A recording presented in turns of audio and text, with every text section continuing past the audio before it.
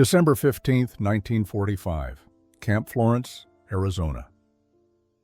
23 Japanese women stood in the mess hall of an American prisoner of war facility, staring at plates that held something they couldn't quite comprehend. Round, golden-brown discs, studded with dark chunks, sat arranged on white ceramic dishes before them. The aroma was unfamiliar yet intoxicating, a combination of butter, sugar, and something rich they couldn't identify. Steam rose gently from the cookies, and several of the women leaned forward involuntarily, drawn by a scent that awakened memories they thought had been buried forever beneath years of rationing, sacrifice, and war.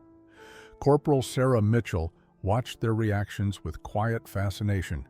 She had baked these chocolate chip cookies herself in the camp kitchen, using her grandmother's recipe from back home in Ohio. It was meant as a small gesture for the holidays, nothing more. But the expressions on these Japanese women's faces suggested she had offered them something far more profound than simple dessert. Their eyes widened with something between confusion and longing. Some covered their mouths with trembling hands. One woman, small and thin with close-cropped hair, actually had tears forming at the corners of her eyes. These weren't ordinary prisoners. They were members of the Japanese Women's Auxiliary Service, captured during the final chaotic months of the Pacific War. Some had served as nurses in field hospitals, others had worked as communications operators, administrative clerks, or supply coordinators for the Imperial Japanese Army. They ranged in age from 19 to 37, and they had arrived at Camp Florence 3 months earlier, gaunt, exhausted, and expecting the worst from their American captors. Among them was Keiko Yamamoto, a 26-year-old former radio operator from Hiroshima. She had joined the Women's Auxiliary in 1942, believing she was serving her emperor and protecting her family. Now, standing in this desert camp thousands of miles from home, she found herself confronting something she never expected to see again. Sweetness, not just the taste, but the very concept of it. In Japan, sugar had disappeared from civilian life years ago. Desserts had become distant memories, luxuries from a different lifetime. Children grew up not knowing what candy tasted like. Women forgot the simple pleasure of something sweet melting on their tongues. Corporal Mitchell spoke in slow, careful English, knowing most of the women understood at least basic phrases. "These are chocolate chip cookies, American dessert. Please eat." She made a gentle gesture toward the plates, encouraging them to pick up the still warm cookies. The women looked at each other uncertainly, as if waiting for permission from someone, anyone, to believe this wasn't some elaborate trick or test. Their military training had taught them to be suspicious of enemy kindness, to see traps in generosity. But the aroma of butter and chocolate was overwhelming, breaking through years of conditioning with the simple, undeniable power of human comfort. One woman reached forward slowly, her fingers hovering over a cookie as if it might vanish like smoke. The women had arrived at Camp Florence on September 23, 1945, just weeks after Japan's surrender.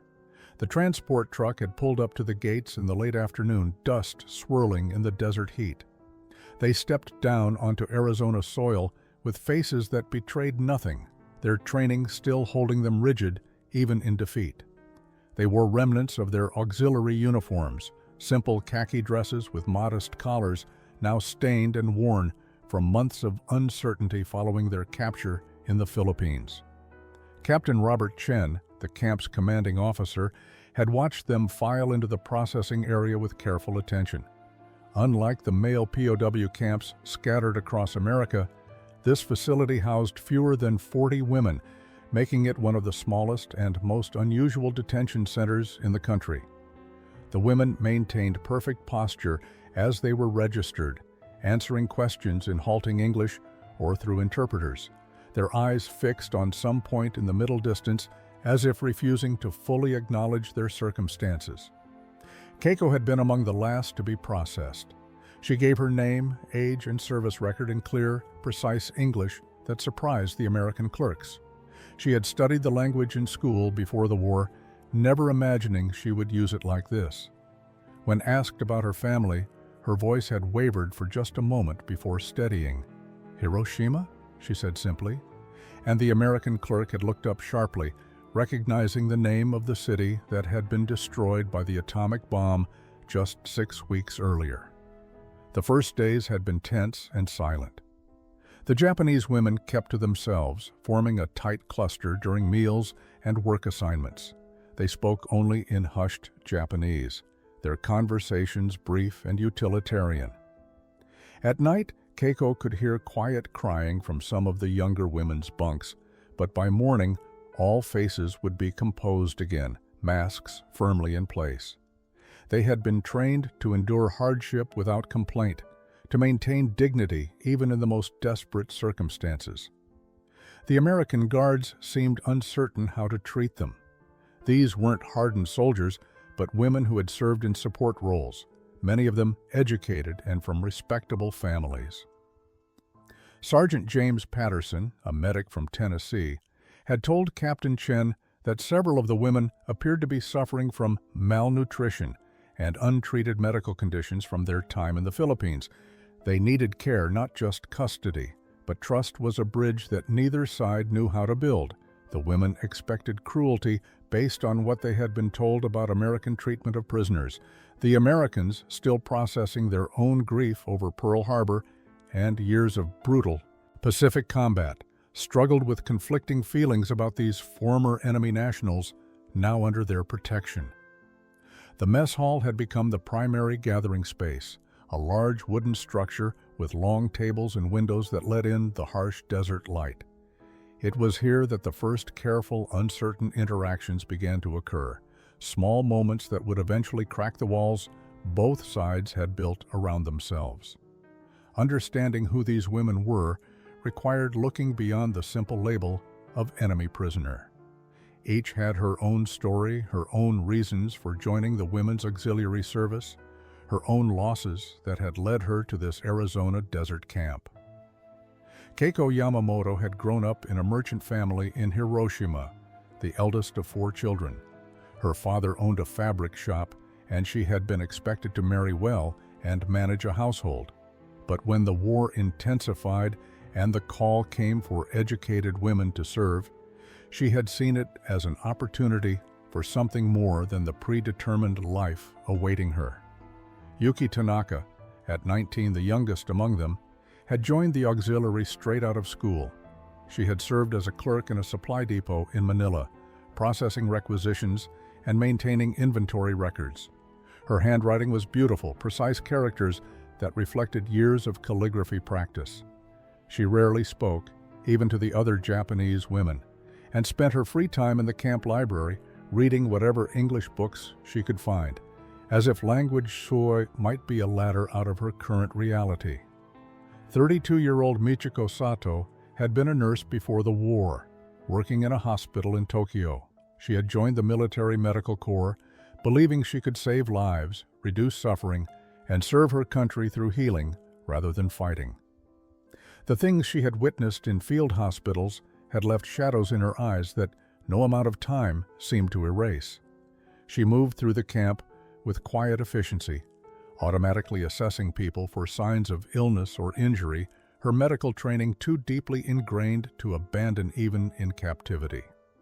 The women had been taught that Americans were brutal, that capture meant torture and dishonor.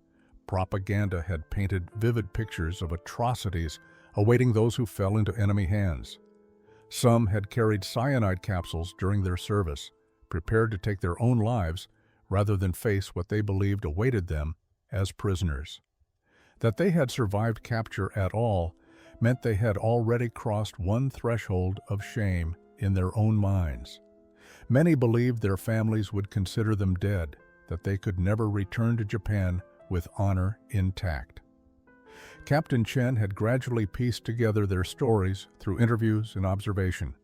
He found himself surprised by their education level, their professional competence, and the obvious internal struggle playing out behind their carefully controlled expressions. These weren't fanatical believers in imperial ideology, but ordinary women who had been swept up in circumstances larger than themselves. They had believed they were protecting their families, serving their country, doing what honor demanded. Now they found themselves in a foreign land, uncertain of their families' fates, caught between the country they had served and the one that held them captive.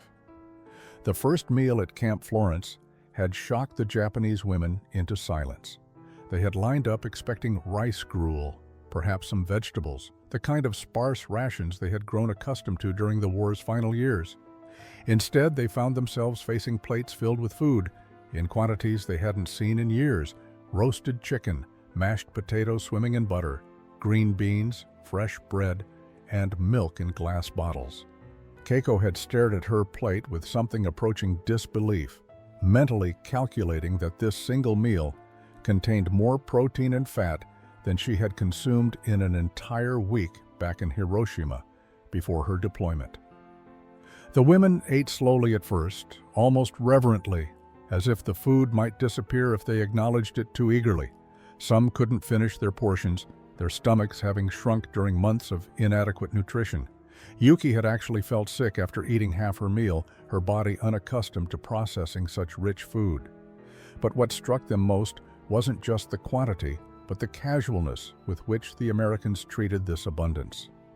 Guards ate the same food, sometimes leaving portions unfinished, scraping excess into waste bins without a second thought. It contradicted everything they had been told about America.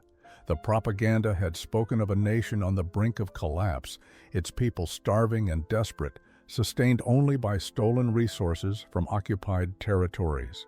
Yet here was evidence of prosperity so complete that even prisoners ate better than most Japanese civilians had eaten in years. The cognitive dissonance was profound and unsettling. If they had been lied to about this, what else had been false? Corporal Mitchell had noticed their confusion and tried to bridge the gap with small gestures. She learned to say a few words in Japanese, mangling the pronunciation in ways that occasionally brought small, quickly suppressed smiles to the women's faces. She showed them how the kitchen worked, the massive refrigerators that kept food fresh, the industrial ovens that could bake dozens of loaves of bread simultaneously. For women who had grown up in a culture where every grain of rice was precious, where waste was considered shameful, the scale of American food systems was almost incomprehensible. The camp garden became another source of wonder. Sergeant Patterson had organized a small vegetable plot, and he invited the Japanese women to help tend it. They approached the work with skill born from necessity, many having grown food during the war to supplement inadequate rations. But the seeds available amazed them. Tomatoes, lettuce, carrots, cucumbers, all. Varieties they recognized. The soil was different from Japan's, the desert climate strange and dry. But life grew here nonetheless. Working in the garden became one of the first activities where conversation naturally occurred, hands in soil, creating a language that needed no translation. Language barriers created frustration, but also unexpected moments of connection. Sergeant Patterson discovered that Machiko had medical training and began working with her in the camp infirmary, despite initial resistance from other staff members. Her English was limited, but medical terminology created a shared vocabulary. She could understand bandage, infection, temperature, and through gestures and drawings, they developed a system of communication that worked surprisingly well. Patterson found himself impressed by her diagnostic skills and gentle manner with patients. Keiko became an unofficial interpreter, her school English improving rapidly through daily use. She translated not just words but cultural concepts, helping both sides understand each other's confusion. When an American guard expressed frustration that the Japanese women bowed so frequently, Keiko explained that it was respect, not subservience. When Japanese women seemed offended by casual American directness, she helped them understand that informality didn't mean disrespect in American culture. She stood between two worlds, belonging fully to neither, and found unexpected purpose in that liminal space. The younger women, especially Yuki, absorbed English with remarkable speed. They listened intently to conversations, repeated phrases to themselves during work duties, and practiced reading American newspapers even when they understood only fragments. Language represented more than communication. It represented possibility, the chance to understand this strange new world they found themselves in. Some of the older women resisted, clinging to Japanese as a way of maintaining identity, but even they found themselves unconsciously learning words for things they encountered daily. Captain Chen organized informal classes where willing prisoners could learn English while teaching Japanese to interested American staff. The sessions were voluntary and awkward at first, with long silences and embarrassed laughter when pronunciations went comically wrong. But something shifted in those moments of shared struggle. When Corporal Mitchell tried to say, "Arigato gozaimasu," and it came out mangled beyond recognition, the Japanese women laughed genuinely for the first time since their arrival. When Yuki attempted to explain the difference between L and R sounds and couldn't quite master it, the Americans responded with encouragement rather than mockery. Food vocabulary became particularly important. The women needed words for the unfamiliar items appearing on their plates. Cornbread, coleslaw, apple pie. Each word represented something they had never encountered before. Keiko kept a small notebook where she recorded new English words alongside Japanese translations and small drawings. Her entry for butter included a sketch and the note, "Like nothing we have at home, makes everything taste rich." Her entry for ice cream simply said, "Impossible to describe, must experience." Through language, small courtesies began to emerge. Good morning replaced silent nods. Thank you was exchanged for small favors. The Japanese women learned to say please and found that American guards responded positively to politeness. Americans learned that sumimasen meant both excuse me and I'm sorry. A linguistic flexibility that seemed to embody the complex emotions everyone in the camp was navigating. Words became bridges, imperfect and shaky, but bridges nonetheless, connecting two sides of a vast cultural divide. The disconnect between what the women had been taught and what they were experiencing created profound psychological turmoil. They had been told that American soldiers were demons who would torture prisoners without mercy. Yet Sergeant Patterson brought medicine when Michiko fell ill with fever. They had learned that Americans were crude and barbaric, yet the guards maintained proper distance and spoke respectfully even when the women couldn't understand them. Every day brought new evidence that contradicted years of carefully constructed propaganda, and the cognitive dissonance was exhausting. Keiko lay awake many nights trying to reconcile what she knew with what she was witnessing. If the propaganda about American cruelty was false, what else had been lies? She thought about the speeches she had heard about Japan's divine mission, about the inferiority of other races, about the necessity of war for the empire's survival. Each comfortable meal, each moment of unexpected kindness from guards, each instance of being treated like a human being rather than an enemy, chipped away at the foundation of everything she had believed. The younger women struggled even more visibly. Yuki had grown up entirely during the militaristic period, educated in schools where emperor worship and national superiority were taught as absolute truth. America was supposed to be Japan's natural enemy, a nation of materialistic weaklings who would crumble before Japanese spiritual strength. But the Americans she encountered were neither weak nor cruel.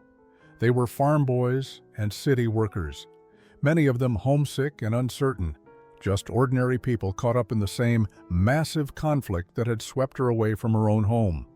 Some women clung more tightly to their beliefs when confronted with contradictory evidence.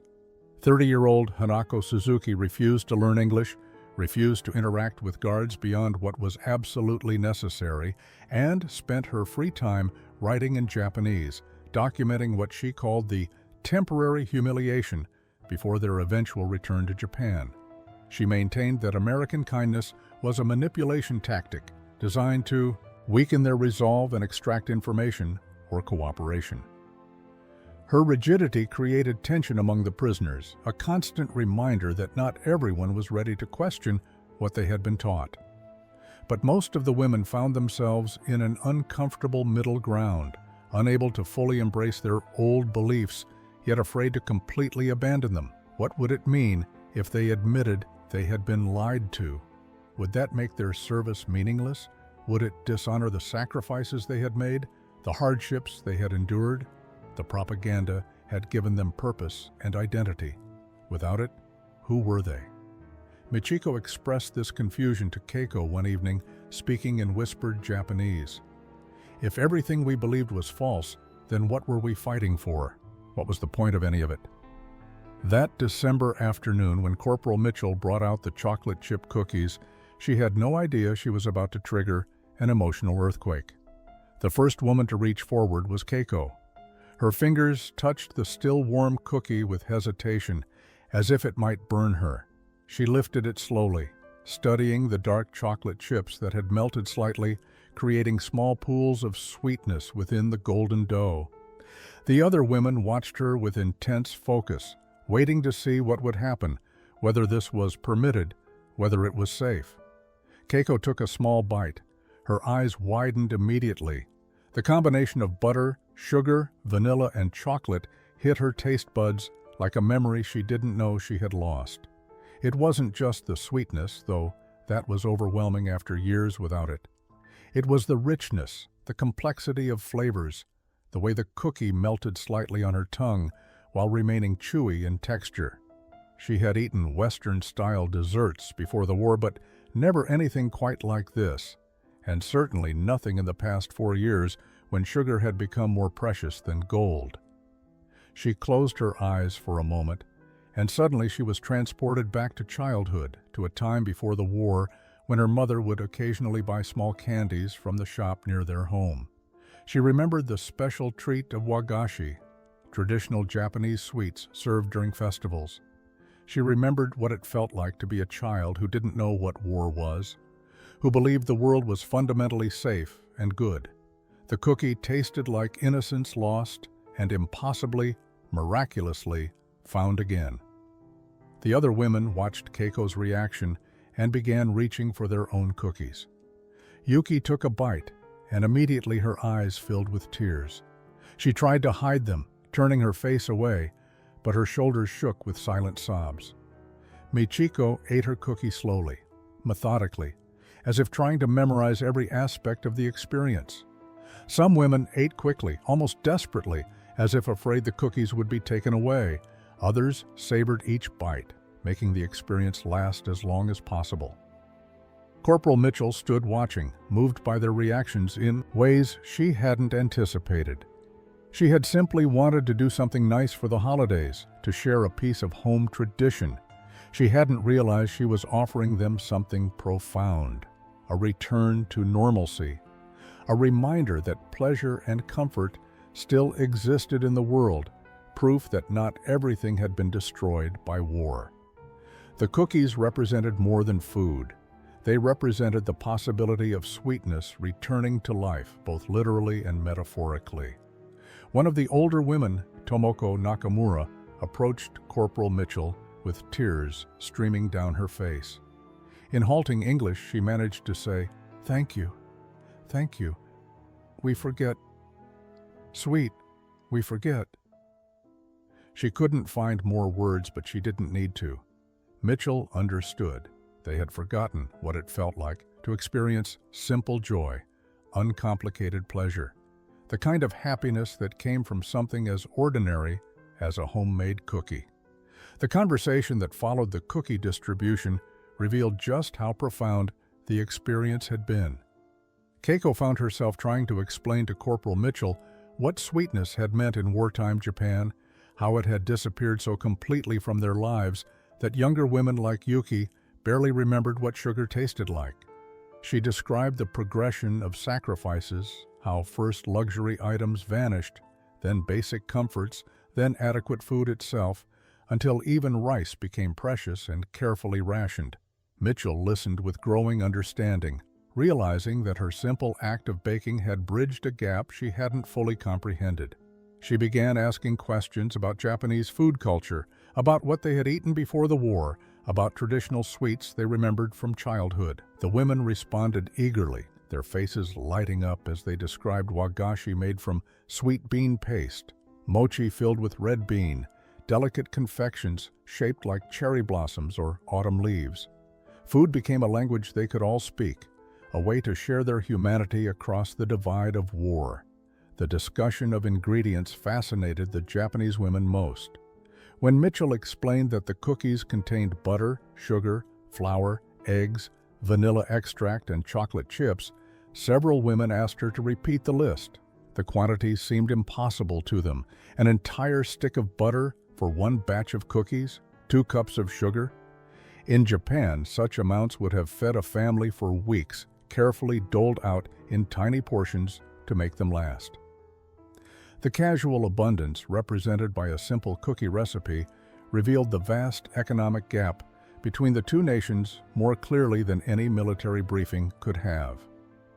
Michiko, with her scientific mind, wanted to understand the chemistry of baking. How did these ingredients transform into something so different from their individual components? Mitchell found herself giving an impromptu lesson on how butter created tenderness, how sugar provided sweetness and structure, how baking soda made the cookies rise. The other women gathered around, listening intently, asking questions through Keiko's translation. It was perhaps the first time since their capture that they had engaged with something purely out of curiosity rather than necessity. The chocolate chips themselves became objects of intense interest. Many of the women had never tasted chocolate before, or had only encountered it in extremely limited amounts. Yuki held a single chocolate chip on her tongue, letting it melt slowly, her expression one of concentrated amazement. She tried to describe the flavor to the other women in Japanese, struggling to find adequate words. Bitter, but sweet, she said finally. Rich, like nothing else. Dark and deep. Her poetic description made some of the other women smile despite themselves. That evening, the women talked among themselves long after lights out should have silenced the barracks. They spoke in whispered Japanese about the cookies, about what the experience meant, about the strange contradiction of receiving such kindness from people they had been taught to hate. Some, like Hanako, argued that it was manipulation, a calculated move to make them compliant and grateful. But most couldn't maintain that cynicism in the face of Corporal Mitchell's genuine warmth. The cookies had been an act of simple human kindness, nothing more and nothing less. And that simplicity made it more powerful than any strategic gesture could have been. Keiko wrote in her diary that night, her English improving with each entry. Today I tasted chocolate chip cookie. Today I remembered what sweet means. Today I think maybe Americans are not demons after all. Today I am confused about everything I thought I knew. But the cookie was good. That much is true and simple and real.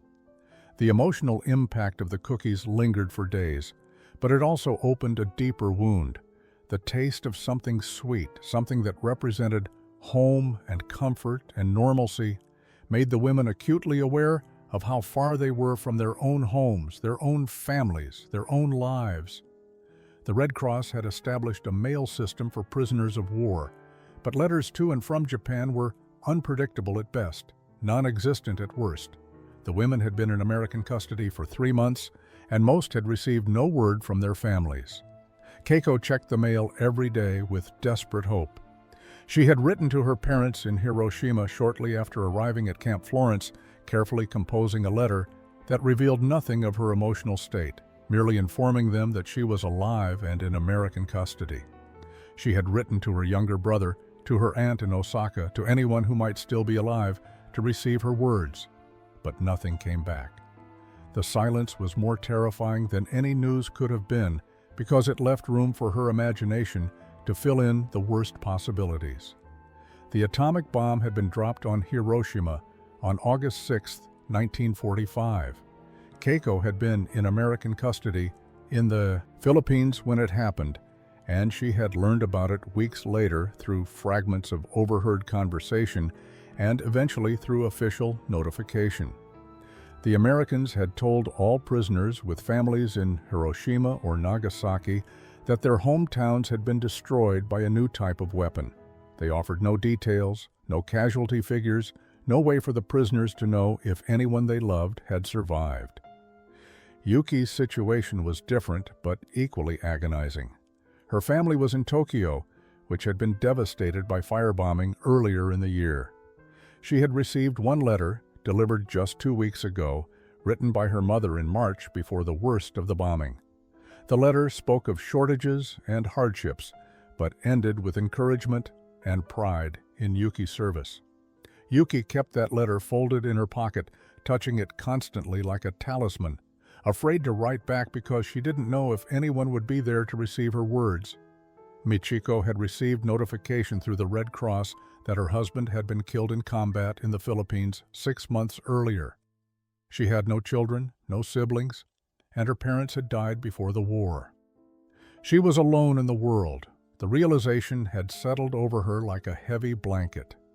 She continued her work in the infirmary with mechanical efficiency, but something had gone out of her eyes. Sergeant Patterson noticed and tried to offer comfort, but what words could bridge that kind of loss? The contrast between abundance at Camp Florence and absence of news from home created a peculiar torture.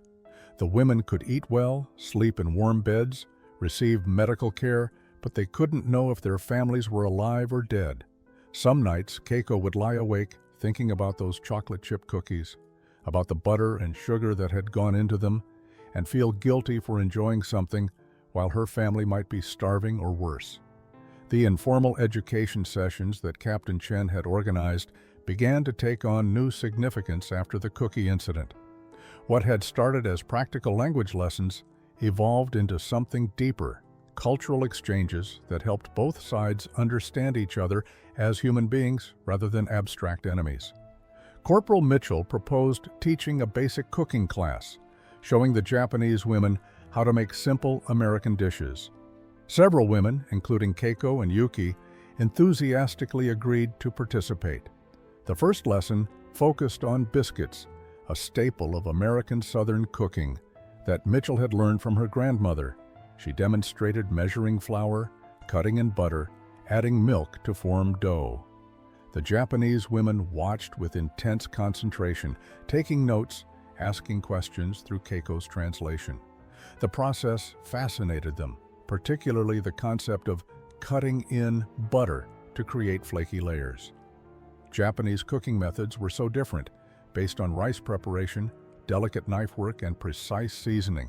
This heavy-handed approach to dough, this generous use of fat and flour, represented an entirely different culinary philosophy.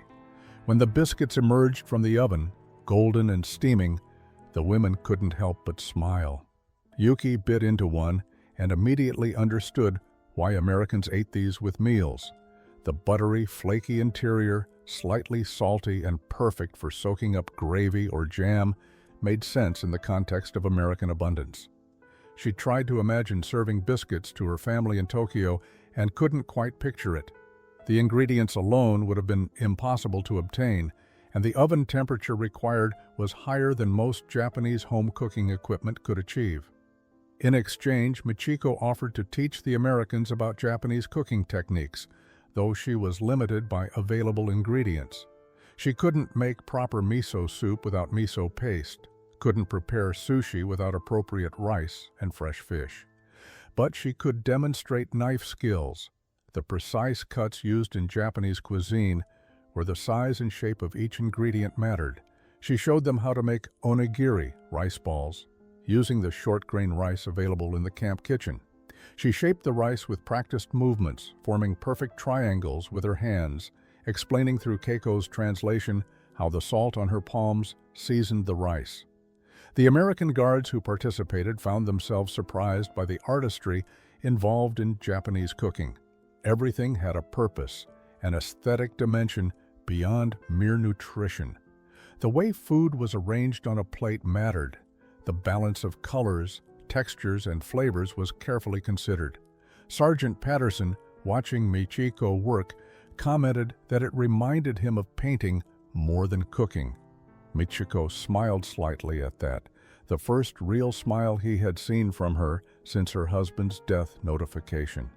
"In Japan," she said carefully in English, "cooking is art. Food is gift. Must be beautiful and delicious together." These cooking sessions became regular events, eagerly anticipated by participants on both sides. They provided structure and purpose beyond the routine duties of camp life. They created opportunities for conversation and laughter, moments when the fact of captivity faded into the background. Women who had been enemies months ago now stood side by side at kitchen counters, sharing techniques and stories, finding common ground in the universal human experience of preparing and sharing food. As winter settled over Arizona, the Japanese women began to confront uncomfortable truths about their own country's conduct during the war. American newspapers were available in the camp library, and those who could read English started following accounts of war crimes trials beginning in Tokyo. The reports described atrocities committed by Japanese forces across Asia, prisoner of war camps where Allied soldiers had been starved and tortured, civilian massacres in occupied territories, medical experiments conducted on prisoners. Each article brought new revelations that shattered the carefully constructed image of Japan's honorable mission in Asia. Keiko read these accounts with growing horror and disbelief. She had believed Japan was fighting a defensive war, protecting Asian nations from Western imperialism, creating a co-prosperity sphere that would benefit everyone. The propaganda had painted Japanese soldiers as liberators, bringing civilization and order to backward regions. But these newspaper reports told different stories, supported by photographs and testimony from survivors. Villages burned, civilians executed, prisoners treated with systematic cruelty that violated every principle of Bushido honor that Japanese military training claimed to uphold. Yuki struggled most visibly with these revelations. She had grown up believing in Japan's divine mission, in the superiority of Japanese culture and values. Her entire education had reinforced these ideas until they became fundamental to her identity. Now she was confronting evidence that her country had committed terrible crimes while claiming moral authority. She stopped eating for 2 days, sitting in the barracks staring at nothing, until Michiko finally convinced her to take some rice and tea. "We didn't know," Yuki whispered in Japanese. How could we not know? That question haunted all of them. How had ordinary Japanese people, educated and thoughtful, remained ignorant of what their military was doing across Asia? Some argued they had been deliberately deceived by government propaganda and censorship. Others wondered if they had chosen not to see, not to ask difficult questions, because knowing would have required them to make impossible choices. Michiko, older and more experienced, suggested that most people in any country prefer comfortable ignorance over uncomfortable truth, especially during wartime when questioning official narratives could be dangerous. The discussions among the women became intense and emotional. Hanako maintained that the American reports were exaggerated propaganda designed to justify their own war crimes, particularly the atomic bombs dropped on Hiroshima and Nagasaki. She argued that every nation committed atrocities during war and that focusing only on Japanese actions while ignoring American firebombing of civilians was hypocritical. Some women agreed with her, finding comfort in the idea that both sides were equally guilty, that moral judgment was meaningless in the context of total war. But most couldn't maintain that position when confronted with specific, documented evidence. Captain Chen, understanding the turmoil these revelations were causing, arranged for a former missionary who had lived in China to speak with the women. Reverend Thomas Morrison had witnessed Japanese occupation firsthand and could describe what he had seen with the authority of direct experience. His account was measured and compassionate, acknowledging complexity while not shying away from difficult truths. He spoke of good people caught in terrible systems, of how ordinary individuals became complicit in extraordinary evil through small compromises and willful blindness. The conversation with Reverend Morrison lasted 3 hours and left the women emotionally exhausted, but somehow relieved. He had given them permission to feel horror at their country's actions without completely rejecting their own identity as Japanese. He had acknowledged their humanity while challenging them to take responsibility for what they would do with their new knowledge. January 1946 brought the first substantial wave of mail from Japan, and with it, a flood of emotions that transformed the atmosphere at Camp Florence. Letters began arriving that had been delayed for months, working their way through the chaos of post-war mail systems. Some women received multiple letters at once, delivered out of order, creating confusing timelines of events back home. Others still received nothing, and their anxiety deepened as they watched their companions cry over news from families they now knew had survived. Keiko received a letter from her aunt in Osaka. She held the envelope with shaking hands, afraid to open it, afraid of what it might contain. When she finally tore it open, she found 3 pages written in her aunt's careful handwriting, dated November 20th, 1945. The letter confirmed her worst fears. Her parents had been killed in the atomic bomb blast on August 6th. Her younger brother had survived only because he had been evacuated to the countryside weeks earlier as part of a school program. He was now living with their aunt, traumatized and struggling, but alive. The news devastated Keiko, even though she had suspected as much from months of silence. The confirmation made it real in a way that uncertainty had not. She sat in her bunk holding the letter, reading and rereading her aunt's description of what had happened, trying to imagine her parents' final moments, trying to process the fact that she would never see them again. Michiko sat with her through the night, saying nothing because there were no words, just offering the comfort of presence while Keiko grieved. Yuki's letter brought better news. Her mother and younger sister had survived the Tokyo firebombing by fleeing to relatives in a rural area. They were alive, but living in difficult conditions, struggling with food shortages and the collapse of normal economic life. Her mother's letter was full of questions about Yuki's treatment in American captivity, expressing fear that she was suffering terribly. Reading her mother's worry while sitting in a warm, well-fed camp created strange cognitive dissonance. Yuki wrote back immediately, carefully explaining that she was being treated well, but she wondered if her mother would believe her or assume she was forced to write such things. Other women received more complicated news. Tomoko learned that her husband had survived the war but was ill with tuberculosis, struggling to find adequate medical care in the destroyed medical infrastructure of post-war Japan. Ayako discovered that her family's home had been destroyed in bombing raids and that her parents were living in a refugee camp with thousands of others. Sachiko received word that her younger brother had been killed in the final months of fighting in Okinawa, dying just weeks before Japan's surrender. The letters painted a picture of a country in complete devastation, cities reduced to rubble, millions homeless, food shortages approaching famine levels, the occupation by American forces creating its own tensions and uncertainties. Families scattered and broken. The Japan that existed in the women's memories no longer existed in reality. What they would be returning to, if they returned, bore little resemblance to the country they had left. This realization forced each woman to confront difficult questions about what home meant when home had been fundamentally transformed by catastrophe. The arrival of letters from Japan created an unexpected crisis of identity among the women. Those who received news of surviving family members felt pulled toward returning to help rebuild their lives and their country. But they also felt pulled toward staying in America, where they had found unexpected kindness and stability. The two worlds represented fundamentally different futures, and choosing between them meant rejecting something important in either direction.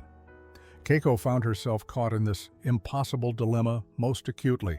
Her younger brother needed her. The letter from her aunt made that clear. A 13-year-old boy who had lost his parents to atomic fire, who was living with relatives and struggling with trauma, deserved to have his older sister return to help raise him. Duty and family obligation, core values in Japanese culture, demanded that she go back. But another part of her had begun to imagine a different life, one where she could use her language skills and education in ways that would never be possible in devastated post-war Japan. America offered opportunities that simply didn't exist in her homeland anymore. The internal conflict tormented her. She felt guilty for even considering staying when her brother needed her. But she also felt that returning to Japan would mean giving up a chance to become someone she had never imagined she could be. In America, she was valued for her intelligence and skills. She was learning to think independently, to question authority, to imagine futures beyond traditional roles for Japanese women. Going back would mean returning to a society that, even in its ruined state, would expect her to conform to predetermined paths of marriage and domesticity. Michiko faced a different but equally difficult choice. With no family waiting for her in Japan, no husband or children or parents, she had no compelling personal reason to return, but she felt a professional obligation. Japan desperately needed trained medical personnel to deal with the health crisis facing the population. Her skills could save lives, could ease suffering in ways that would matter immediately and concretely. Staying in America felt selfish when her countrymen were dying from preventable diseases and untreated injuries. Yet the thought of returning to that devastation, of working in conditions where she would lack basic medical supplies and equipment, filled her with despair. Yuki's situation was perhaps most conflicted. Her mother's letter had been loving, but also carried subtle undertones of shame about Yuki's capture. Japanese military culture viewed surrender as the ultimate dishonor. Women who had been captured were seen as having failed in their duty to resist to the death. Even though Yuki had been a clerk, not a combat soldier, the stigma would follow her. Her mother's letter never explicitly mentioned this, but Yuki could read between the lines. Returning to Japan would mean living with that shame, being marked as someone who had failed. Captain Chen watched these struggles with concern. He understood that these women were facing choices that would define the rest of their lives, and he felt inadequate to guide them through such profound decisions. February 1946 brought official notification that repatriation to Japan would begin within 2 months.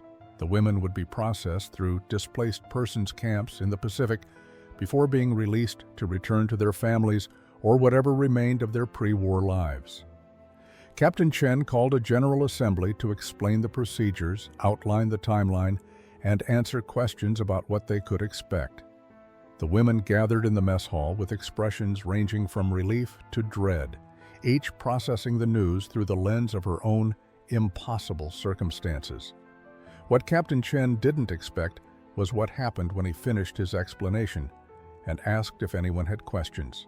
Keiko stood slowly, her hands visibly shaking.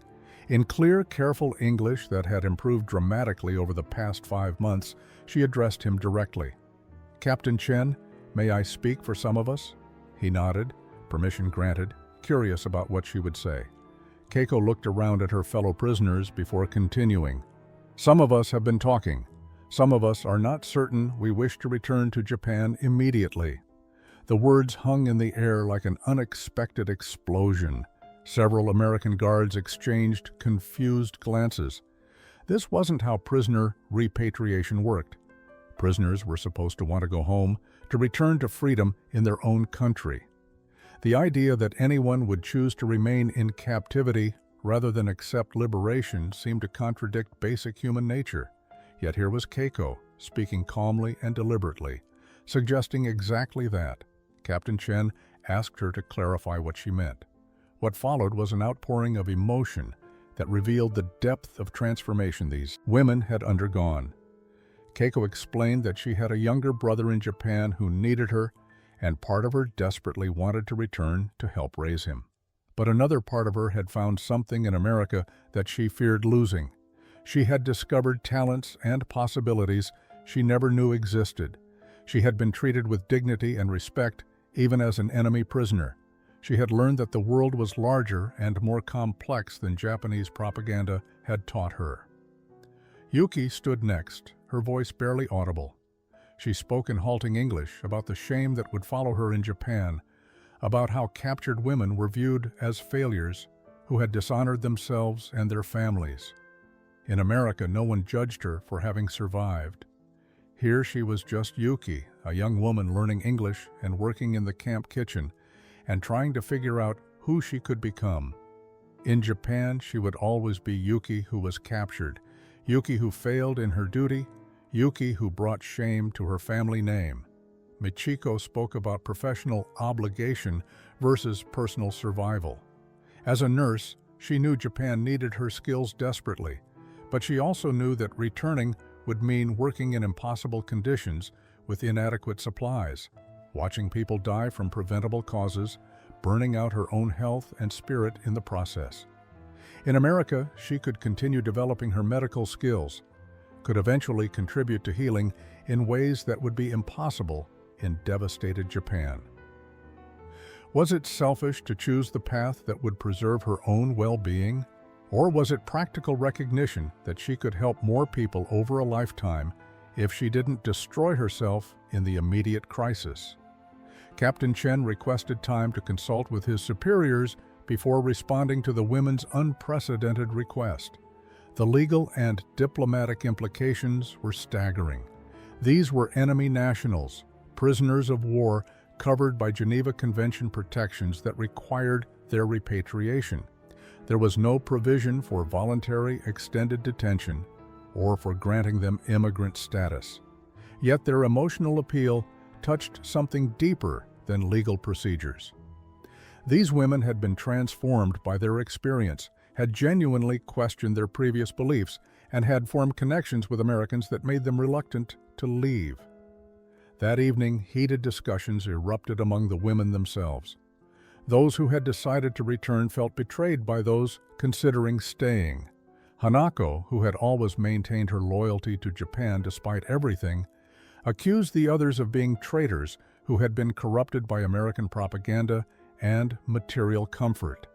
She argued that choosing to stay was abandoning their country when it needed them most, that it was selfish and cowardly to seek easy lives in America while their countrymen suffered. Her words stung because they contained truth that the undecided women had been trying not to acknowledge. There was something selfish about choosing comfort over duty, about prioritizing personal growth over family obligation. Keiko felt the weight of her brother's need pressing against her desire for a different future. Yuki struggled with the knowledge that her mother would be heartbroken and shamed by her daughter's choice to remain with former enemies. Even Michiko, who had the least tying her to Japan, felt guilty about the patients she wouldn't treat, the lives she might have saved. But Corporal Mitchell, who had been listening to the debate, offered a different perspective. She pointed out that choosing to stay didn't mean they were abandoning Japan forever.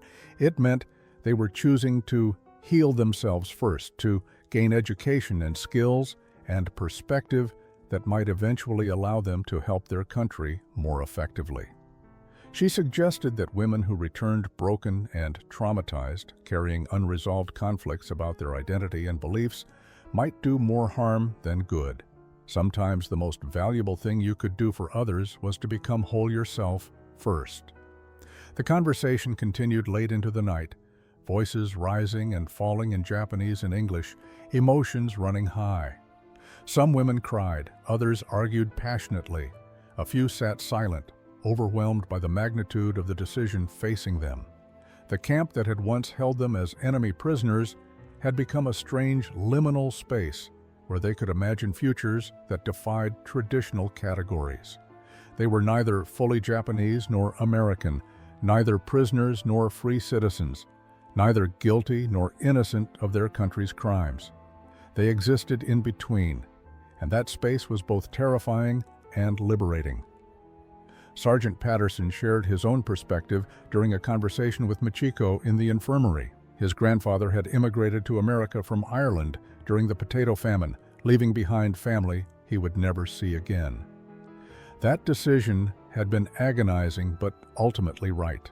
Sometimes loving your homeland meant leaving it, meant becoming someone who could eventually help from a position of strength rather than staying and drowning in shared suffering.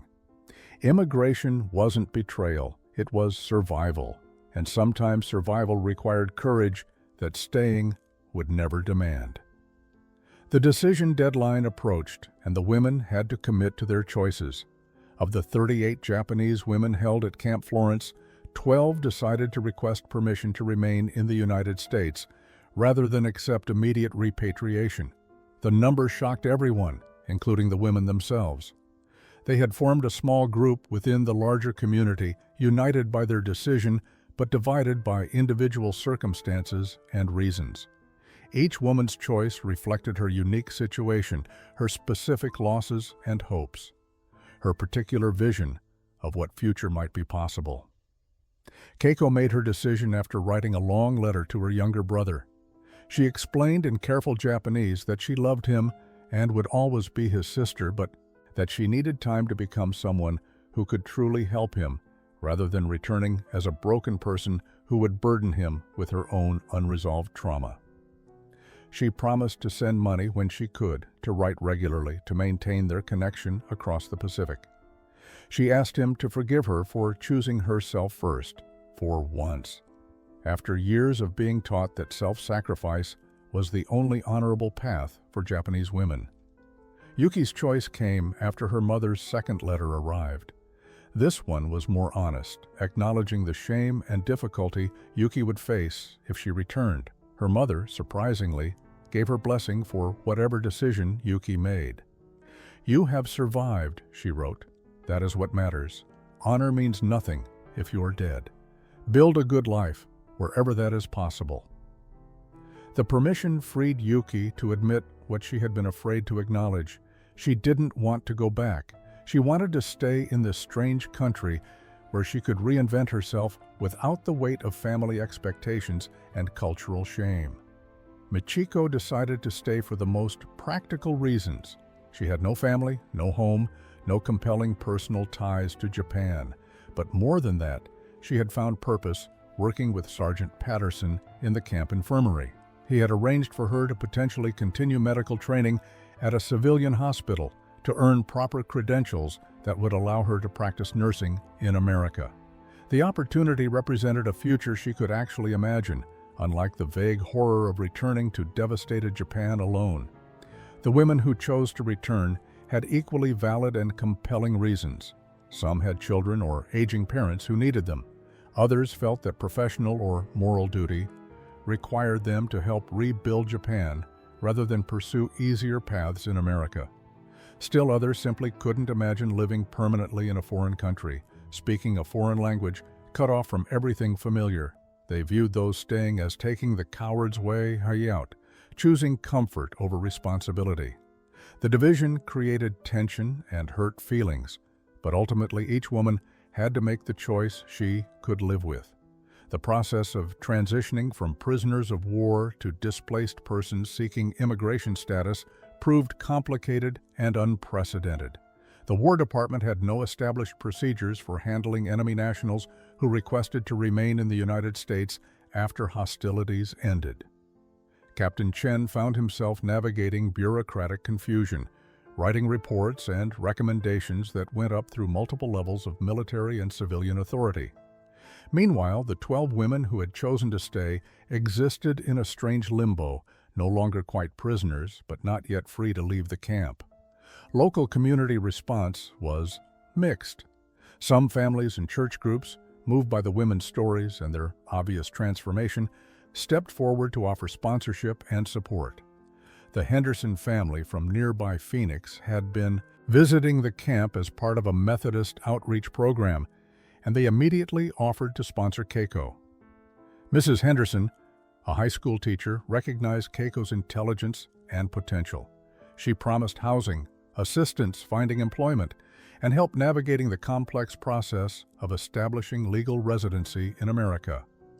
Sergeant Patterson arranged for Michiko to continue her medical training at Phoenix General Hospital. The head of nursing there, Mrs. Eleanor Clark, had been impressed by Patterson's description of Michiko's skills and dedication. She agreed to supervise Michiko's transition from assistant to certified nurse, providing both education and employment. The opportunity was exactly what Michiko needed, a clear path forward that built on her existing abilities while allowing her to contribute meaningfully to her new community. Yuki found placement with a Japanese-American family who had recently returned to Arizona after being released from an internment camp. The Tanaka family understood what it meant to be caught between two cultures, to be viewed with suspicion by the country they considered home. They welcomed Yuki not as a former enemy, but as someone who shared their complex relationship with identity and belonging. Mr. Tanaka owned a small grocery store, and he offered Yuki work while she improved her English and figured out what direction she wanted her life to take. The other 9 women found similar placements, each unique to her circumstances and abilities. Some went to work as domestic helpers in families that treated them more like cultural exchange students than servants. Others found positions in Japanese restaurants or import businesses owned by Japanese Americans who needed employees who spoke fluent Japanese. The work was humble, nothing like what they might have imagined for themselves before the war, but it represented honest employment and the possibility of building something new. The transition was harder than any of them had anticipated. Language barriers created daily frustrations despite their improving English. Cultural differences led to constant small embarrassments and misunderstandings.